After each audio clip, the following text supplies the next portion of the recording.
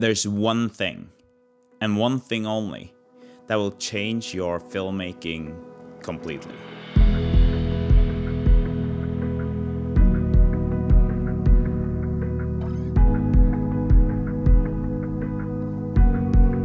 Anyone can buy themselves an expensive camera. They can buy themselves an FX6, but it doesn't matter if you don't know this one thing, this one important rule to filmmaking. And we're gonna talk about that today. By the way, how cool is this setup? I love the key light here, the backlight there, some haze in the background, and I know that I've been praising this no backlight, but it does look pretty nice. So, happy about that. You might think that this is clickbait and that there's not just one thing you need to make good videos. But yeah, it actually is. There's one thing that will drastically change the way you look at filmmaking and the way you create videos. When I first started making videos, all I could think about was how many frames per second I was filming in. I loved when it was slow motion and it just made it look cool. I would edit to the beat, I would edit sports stuff, things that I thought at the time were really cool. And then one day, something or someone made me realize that filmmaking is not what I've been doing. I might have been a videographer making videos, but becoming a filmmaker takes something else. If you've been watching my videos on this channel, you know that I've been obsessed with lights. About lighting your scene, lighting your shots, lighting an interview, lighting something like this. I love making it look cinematic, cool, and just feeling like I'm doing something that makes me stand out a little bit. And that is also why you probably will not see me do a very simple tutorial like this, because I just love doing it and I think it looks super cool. And I also want you as a viewer to think that you're getting an experience and that I put a lot of work into making these videos. Which reminds me, please subscribe to this channel.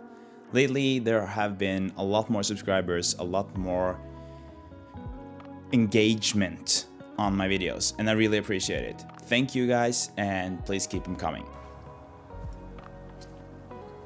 So the one thing that made me a better filmmaker was when I realized that filmmaking is shadows. Filmmaking is shadows and light. I have said it before that I used to light my subject and think that the only reason we had lights was to light the subject up, making it stand out more. And that is true, but the way I was approaching this was wrong. So creating these shadows will make your shots look more professional, more cinematic, and obviously more beautiful.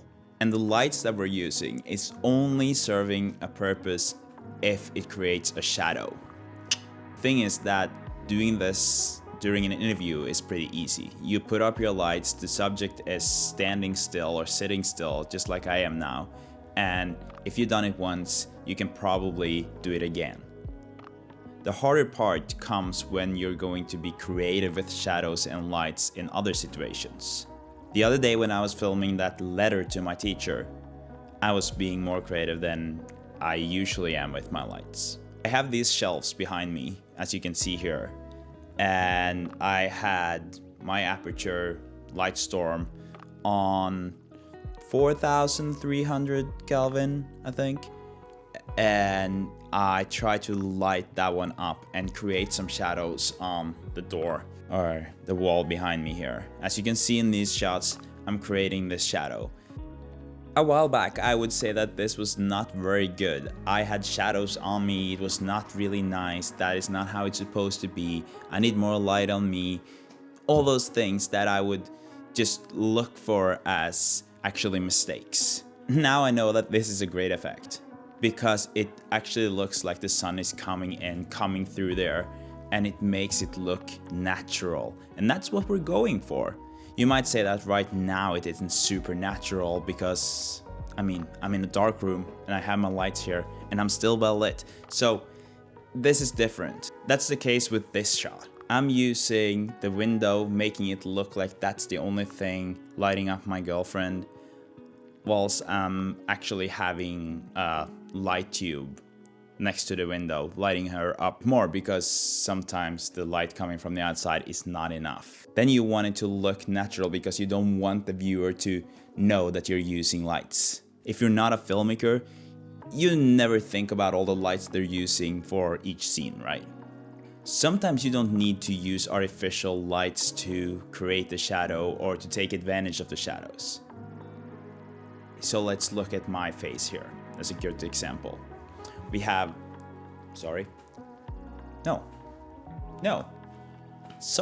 we have shadow, and then we have light, and then we have shadow, and then we have light again. The more shadows you can create in your video, the better. The same goes for any shot you're making. Just look at this. We have shadow on my girlfriend's face, we have some light on my girlfriend's face, then we have some shadow in the background in this tunnel kind of thing, and we have the light coming from the outside. So there are layers and layers and layers of shadow and light. So shadow, light, shadow, light, shadow, light, shadow, light. Just keep it going. This is the purpose of lighting. Another thing that you might realize eventually is that when you're watching videos or movies, there is a big chance that your subject or the person in frame is between the camera and the light source. Just look at this shot where my girlfriend is looking out on the city or down, and we have shadow behind her. She is just a silhouette, and then we have what we would call backlight. And that is kind of filmmaking 101. Playing with these layers and colors, as you can see on this wall, with a dark color and a light color, are things that a good filmmaker will do. Then the question is, how do you come up with these things and how do you play around with it? In my opinion, or in my experience, what you will do is try to find the spots or the places where this is the most natural. In so many cases, you can just go outside and you don't need any artificial lights, but you can still make it very cinematic. Sometimes you might watch a movie and you feel like it looks a bit unprofessional. I remember starting to watch a lot of movies when I was younger, and I would say to myself, okay, I'm not interested in this. It seems cheap. Why does it seem cheap? Probably because the lighting is not well. I'm gonna give you an example. Look at this frame. Then you look at this frame. Do you see the difference? Those two frames that I just showed you, they're an example of creating a shadow and not creating a shadow. And when you're not creating this shadow, you're not creating depth. The more layers of light, shadow, light, shadow, light, shadow you have, the more depth you will have in your frame or in your picture. Human beings, we tend to love this depth. There's something about us that just makes us love it, crave it, and find it super good and professional. I did not think about this at all when I started making videos, doing interviews, or making shots in the first place. So it's embarrassing to say that it took me years to realize this was a part of making professional content. Some of my shots might have been better than others, but then it was just pure luck. Now it's not. Now I know what it is. And if you watch this, you know too. And hopefully you'll never make the mistake of thinking that shadows are random. Shadows should be intended.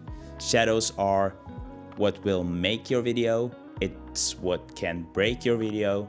And it's that one thing that will make the big difference in your filmmaking. When you know this, you'll be a better filmmaker. Maybe 10 times the filmmaker you were. And that's how important it is. So don't go buy yourself a fancy, expensive camera if you don't know this, because then you might as well use your iPhone. What do you think? Do you think there are any parts of filmmaking that are more important than the shadows and the light? Let me know in the comments below. And thank you for watching. Ciao.